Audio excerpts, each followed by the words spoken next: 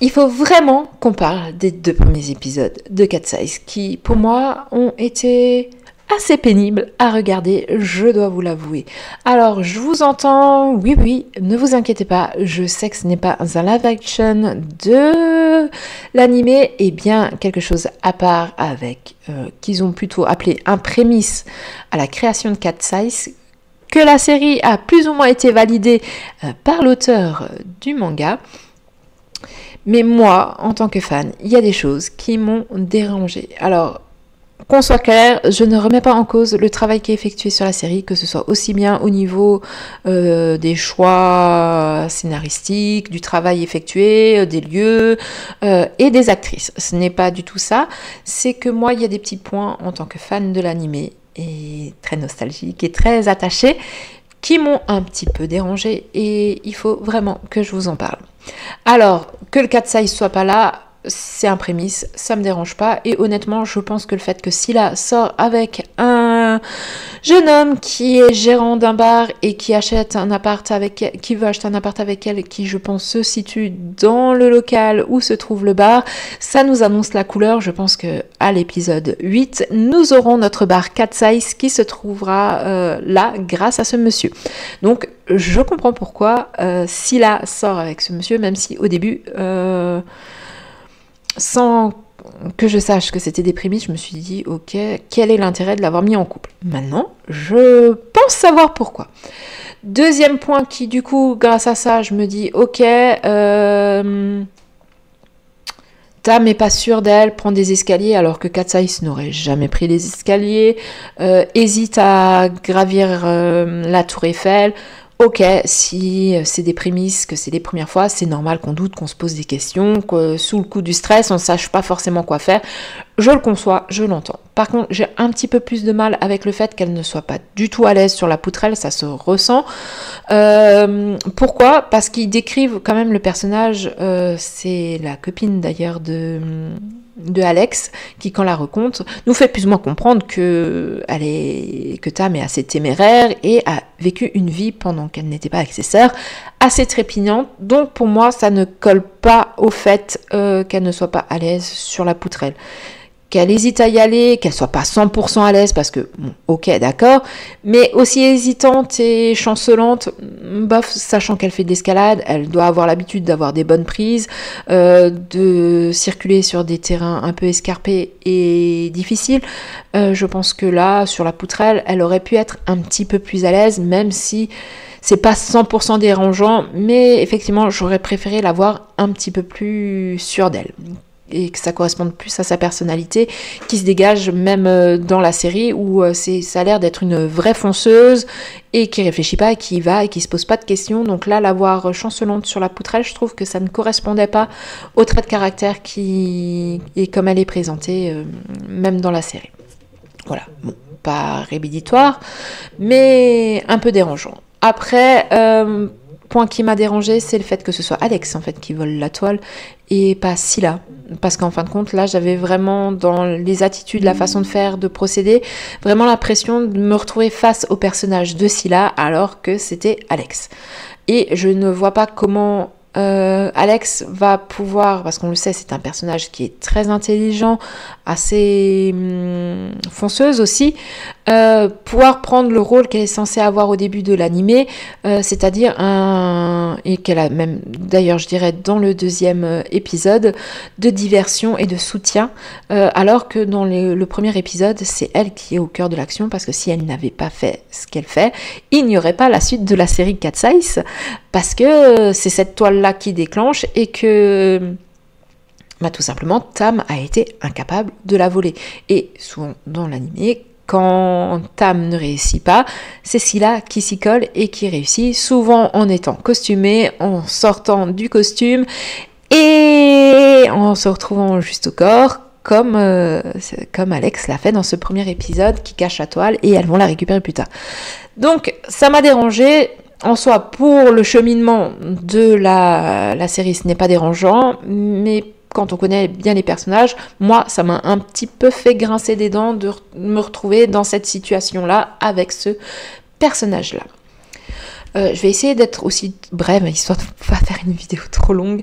Et on va aller, du coup, il y a 2-3 autres petites choses qui m'ont dérangé. Le fait que les sœurs ne s'entendent pas du tout à ce point-là. Alors, c'est des sœurs, c'est normal que ça se chamaille. Il faut qu'elles règlent effectivement, je pense, leurs problèmes pour arriver à ce qu'on a connu.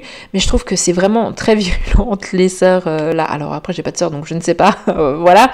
Mais je trouve que 8 épisodes, ça va être un peu juste pour régler ce problème. Et même limite, je trouve que déjà dans le deuxième, c'est déjà beaucoup plus réglé. Je trouve que ça va très vite alors qu'il n'y a pas eu de vraies explications entre les sœurs. Donc ça, c'est un petit détail qui me dérange.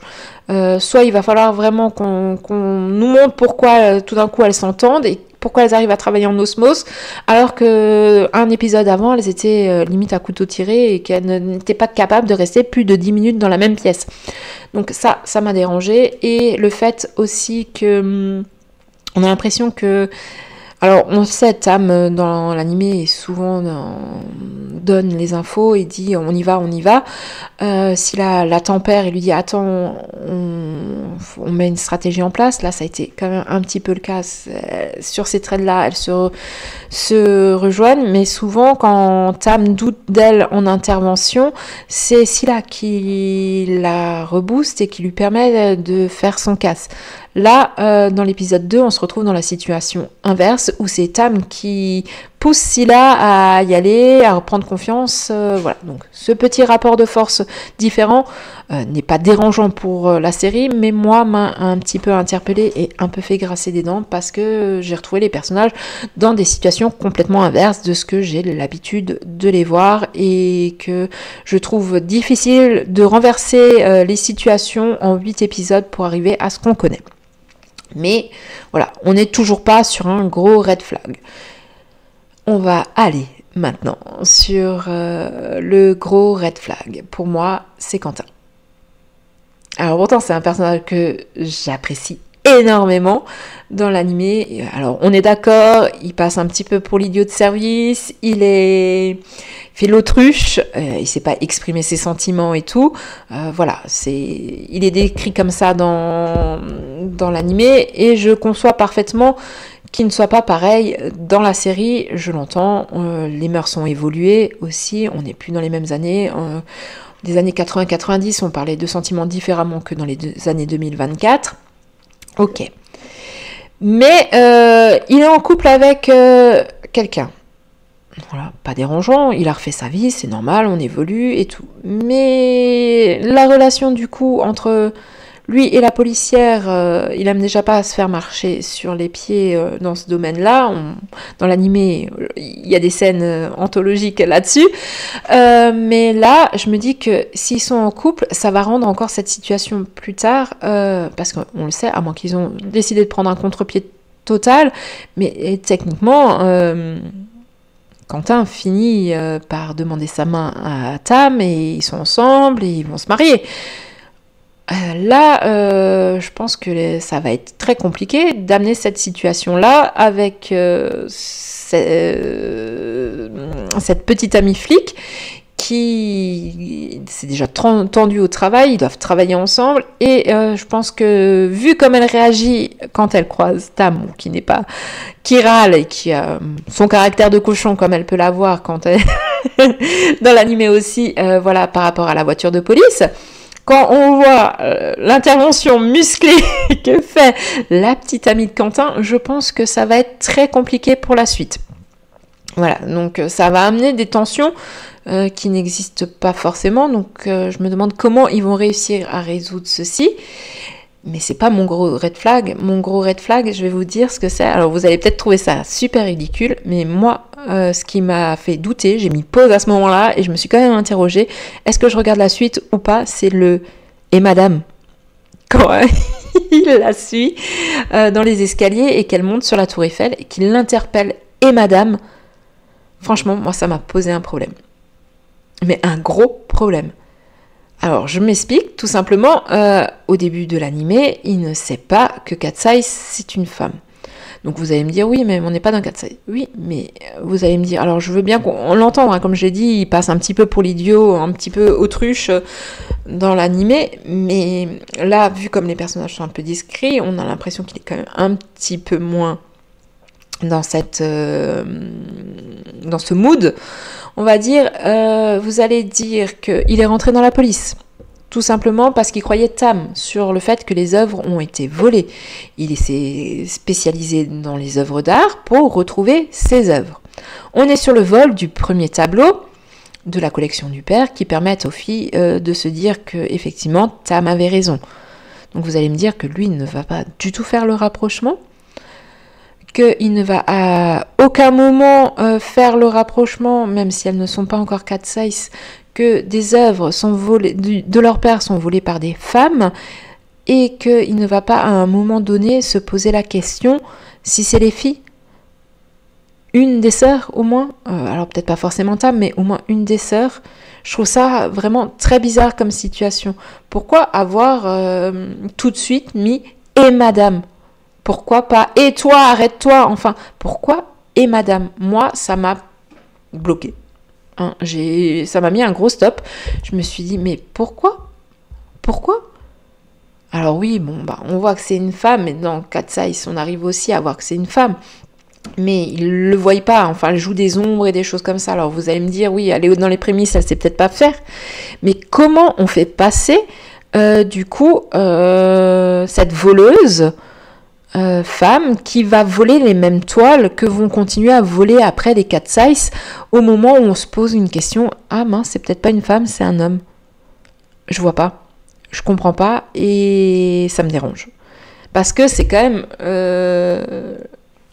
tout le début de l'animé, le côté un peu drôle, c'est qu'il pense dur comme fer que Katsai c'est un homme, parce que ça peut qu'être un homme qui est si doué et qui échappe si facilement à la police. Et là, on est tout de suite sur une femme. Et voilà, comment on peut tendre à ça ? Alors peut-être qu'ils ont choisi un contre-pied et faire en sorte que Katsai sera toujours des femmes et qu'ils le seront tout de suite. Mais alors je trouve que l'identité des filles est beaucoup moins protégée et beaucoup plus facile à découvrir. Surtout que l'autre flic a déjà plus ou moins Tam dans le nez, donc risque très certainement d'aller creuser et de poser beaucoup plus de problèmes. Donc je ne comprends pas ce choix et moi il me dérange personnellement. Voilà, donc je ne sais pas ce que vous en pensez, est-ce que vous êtes comme moi, est-ce qu'il y a des choses qui vous ont interpellé, d'autres pas du tout, est-ce que vous avez eu les mêmes interrogations que moi ou pas ? Je serais curieuse de savoir, alors oui, hein, si vous vous posez la question, ou même si vous ne vous posez pas la question, je vais quand même vous le dire, je regarderai l'épisode 3 et 4, parce que souvent dans les nouvelles séries, les premiers épisodes 1 et 2 servent en général à planter le décor, ce qui explique peut-être aussi que ces 2 premiers épisodes étaient très mous. Hein, moi je les ai trouvés très lents, les 50 minutes m'ont paru une éternité, j'avais l'impression que j'arrivais jamais à la fin. Donc voilà, mais on était peut-être sur des épisodes de plantage de décor, tout le monde ne connaît pas les personnages, tout le monde ne connaît pas l'histoire, donc c'est normal qu'il faut les introduire pour qu'un maximum de gens puissent comprendre la série. Donc j'espère sincèrement que dans les épisodes 3 et 4, on soit sur un rythme un petit peu plus soutenu, que les filles commencent à prendre un petit peu plus les choses en main, et surtout qu'elles commencent à développer leurs compétences, parce que quand on connaît les 4 size, elles sont super agiles, donc je pense que là les capacités de parcours d'Alex vont venir seconder les filles, même si en soi ça me dérange un petit peu que ce soit la plus jeune qui les forme, alors que normalement c'est plutôt le contraire. Mais bon, voilà, on va dire qu'on évolue, on va pas rester fermé sur tout, on peut accepter des changements. Mais donc du coup, je vais laisser une chance à l'épisode 3 et 4. Je vais regarder les épisodes 3 et 4, même si je suis pas sûre d'être convaincue, mais je veux voir si une évolution est prévue, s'ils se dirigent vraiment vers le manga, l'animé, ou si vraiment ils ont pris un contre-pied. Et je pense que s'ils ont pris un réel contre-pied, je m'arrêterai à l'épisode 3 et 4. Voilà. Bon, allez, trêve de blabla, 14 minutes pour faire un petit retour, c'est énorme, j'arrête de blablater, je vous dis à très bientôt pour le prochain retour sur 4 size.